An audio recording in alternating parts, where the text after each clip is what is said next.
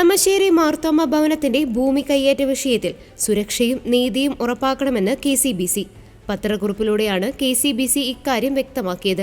KCBC പുറത്തിറക്കിയ സർക്കുലറിലെ പ്രസക്ത ഭാഗങ്ങൾ ഇങ്ങനെ: 45 വർഷമായി കളമശ്ശേരി മാർത്തോമ ഭവനത്തിന്റെ കൈവശമുള്ള ഭൂമിയിൽ കോടതി വിധിയെ മറികടന്ന് 2025 സെപ്റ്റംബർ 4 അർദ്ധരാത്രിക്ക് ശേഷം ചില സാമൂഹ്യ വിരുദ്ധർ ആസൂത്രിതമായി ചുറ്റുമതിൽ തകർത്ത് അതിക്രമിച്ചു കയറുകയും അനധികൃത നിർമ്മാണ പ്രവർത്തനങ്ങൾ നടത്തുകയും വൈദികരെയും സന്യാസിനികളെയും ഭീഷണിപ്പെടുത്തുകയും ചെയ്ത സംഭവം തികച്ചും അപലപനീയവും രാജ്യത്തിന്റെ നിയമവ്യവസ്ഥയ്ക്ക് കളങ്കവുമാണ്.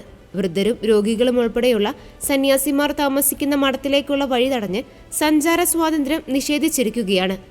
ഗൗരവമേറിയ വിഷയമായിരുന്നിട്ടും മാർത്തോമ ഭവനാധികാരികളും കത്തോലിക്ക സഭാ നേതൃത്വവും ഇതുവരെ പരസ്യമായി പ്രതികരിക്കാതിരുന്നത് പോലീസ് സത്വര നടപടികൾ ഉടനടി കൈക്കൊള്ളും എന്നുള്ള പ്രതീക്ഷയിലായിരുന്നു. അതോടൊപ്പം ഈ വിഷയം കേരളത്തിന്റെ സാമുദായിക ഐക്യത്തിന് വിഘാതം സൃഷ്ടിക്കാതിരിക്കാനും സഭാ നേതൃത്വം പ്രത്യേകം കരുതലെടുത്തു.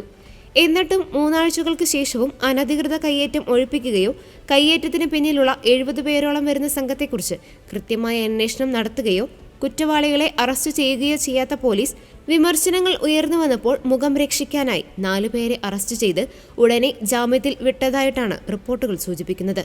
സാമൂഹിക ഐക്യം ലക്ഷ്യമാക്കി സഭ പുലർത്തുന്ന സഹിഷ്ണുതയെ മുതലെടുക്കുന്ന നിലപാടുകൾക്ക് അധികാരികൾ കൂട്ടുനിൽക്കരുത്.